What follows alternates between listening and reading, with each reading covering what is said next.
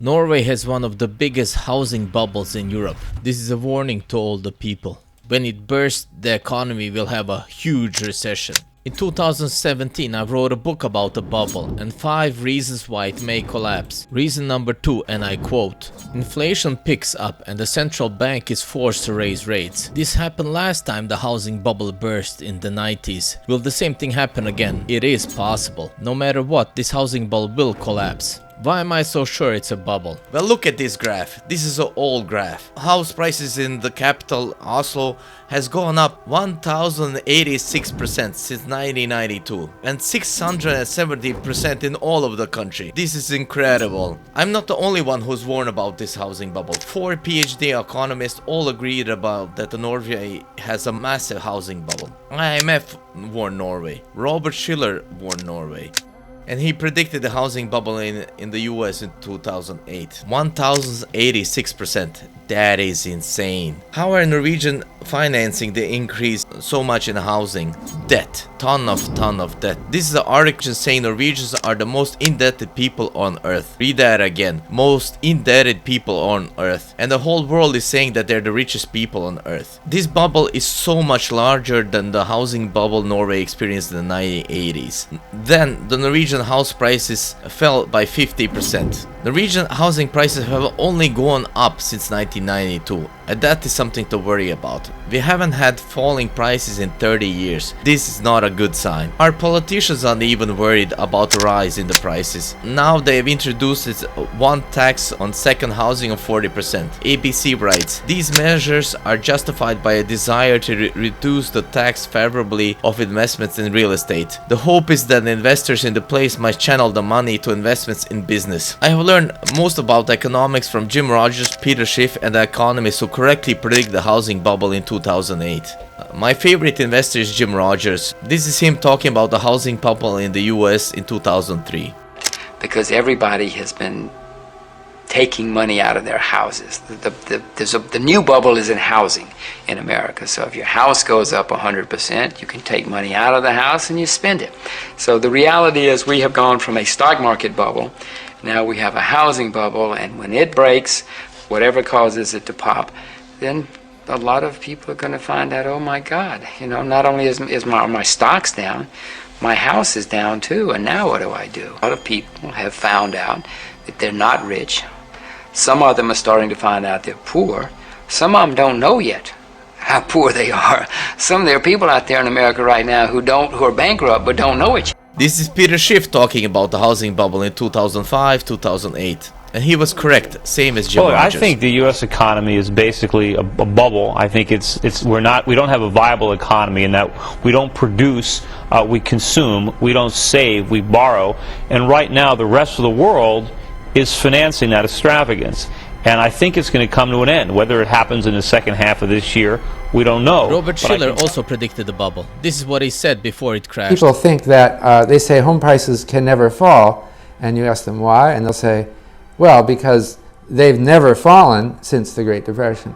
Well, it can happen. Norwegians are saying the exact same thing that Americans were saying in 2006. The professor also identifies a bubble in Norway. The difference between me and the professor is I'm calling this a huge bubble. Biggest one in Norwegian history. In 1988, no expert saw a housing bubble. Then the prices collapsed 1 year later. Robert Schiller, he has a way of value if something is a bubble. This is his list, and Norway checks all the boxes. Here is Mr. Schiller's checklist. Sharp increase in prices of an asset like real estate or .com shares. Great public investment, excitement about increases, and media frenzy, which means that the media is writing a lot about this. We saw this with crypto, same thing. Stories of people earning a lot of money, causing envy among people who aren't. Same thing's happening in Norway, same thing happening in bitcoins. Growing interest in assets class among the general public, which means that people are very interested in the subject, they talk about it at parties and so on. A new era, theories to justify unprecedented price increases. This is also happening in Norway. People are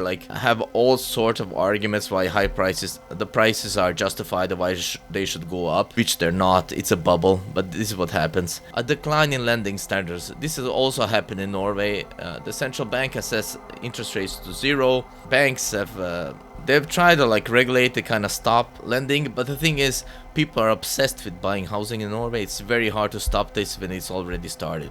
Why are house prices in Norway so high? I would say one of the biggest reasons for such a housing bubble in Norway is low interest rates. Today we have record low interest rates not only in Norway but throughout the world. This has never happened before in history of the world, that every central bank in the world keep interest rates so low. You are therefore buying a home today at historic low interest rates. Just know that never in history has low rates been so low.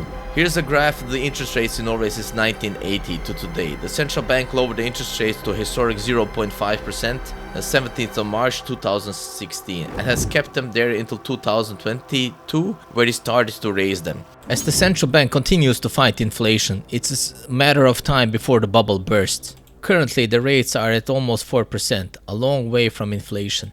As they continue to raise rates, it's a matter of time before the bubble bursts and Norway has the biggest financial crisis in its history. And Sweden has even a bigger bubble than Norway. As the prices fall in both countries, it will cause a massive recession, the biggest one in the country's history.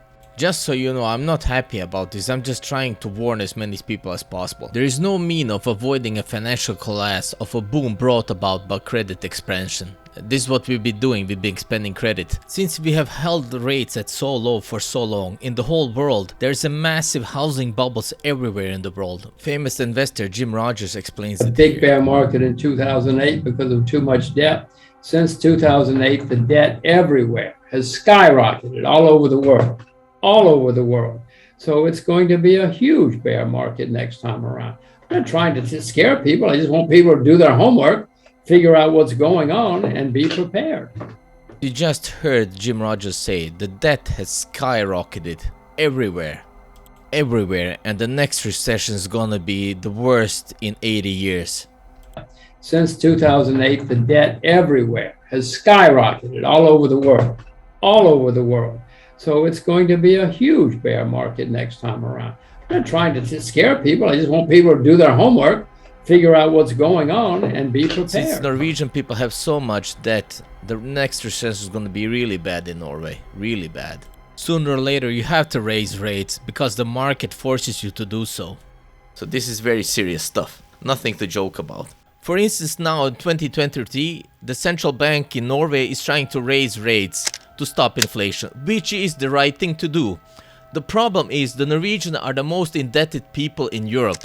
If they continue to raise rates in Norway, which is the right thing to do if you want to stop inflation, they're gonna make it really expensive for a lot of people, because people have student loans, car loans, loan on their house, on their cabin, on boat loans, other credit card loans. I mean, these people are gonna be a lot of trouble, a lot. And it pains me to say this, but it's gonna be bad. People notice really a 2% increase in interest rates. They do notice it because a lot of Norwegian people don't have fixed debt. They have variable debt. So which means that the more you push rates up, the worse it's gonna get. We are arriving at the point where the central bank has to choose between destroying the housing market and pricking this debt bubble, or destroying the whole currency of the country. Sooner or later, this bubble's gonna pop no matter what they do, so it's better to prick it now than to do it later. Yes, there will be times when interest rates will go down. The central banks around the world have that much power, but they cannot control it forever. And David, the more money you print, eventually, people like me say, wait a minute, I've been to this rodeo before. This is not my first rodeo. I know how this is going to end. And we know that in the end, interest rates are going to go through the roof if they could continue to print huge amounts of money, and we have big inflation. I know how this will end. You don't have to believe me. Look it up. It's pretty simple. Ludwig von Mises wrote long time ago, the final outcome of the credit expansion is general impoverishment. We have been doing this since 2008. It's going to be a lot of impoverishment in the coming crisis. What is the genius idea about printing money? It'd be wonderful. None of us ever have to work again. We never have to work. We just have to print money. It's not that easy, and it's not going to be that easy this time around. If they do just print money, inflation is going to get very, very serious. The currency markets are going to cave in, and interest rates are going to go through the roof. Did you hear what Jim Rogers said? Inflation is going to get very, very serious. The currency markets are going to cave in, and interest rates are going to go through the roof. Interest rates are gonna go through the roof. And what is that going to do to the housing market? It's gonna kill the housing market. That's what's gonna happen. In a recent interview, Jim Rogers said there's no other way to solve the problem other than have double-digit Walker-esque interest rate hikes. So how high were the rates during the Walker era? The 30-year fixed mortgage rate hit their peak at 18.63% in October in 1981. Imagine a housing market with this high rates. It's gonna crash. This graph is from 2010. And from then, the bubble has become even bigger, way bigger. In 2008, the US had a huge recession because of the housing fell off a cliff. Look at that cliff in Norway, it's so much bigger. After doing my research, I found out I sound just like Dr. Michael Burry from The Big Short. This is what he said right before the housing bubble imploded in the US. The entire economy depended on home price appreciation. The slope. Home price appreciation, consumer spending, jobs, securities markets, all of it. Soon, I would see financial Armageddon with housing as its trigger point. Now, in predicting when and how the collapse would occur, my focus was again on the actions of our government and the response of the private sector. This was much in keeping with my studies a decade earlier in Chicago. As the great people of Norway helped us when I needed them the most, when we were refugees from war, this is my way of helping you back. So what you did for my family, I will forever be grateful. This brings me no joy to report this, but I'm pretty sure that I'm right about this. Jim Rogers is known as one of the best investors of all time, and I met him 6 years ago, and this is what he told me. He told me to get knowledgeable, get ready, and prepare. Because it's gonna be really bad. The worst recession in his lifetime, and he is quite old. That's what he said. Jim Rogers is a great guy. Also, if you want to read everything about this and the whole financial history of Norway, you can buy my book.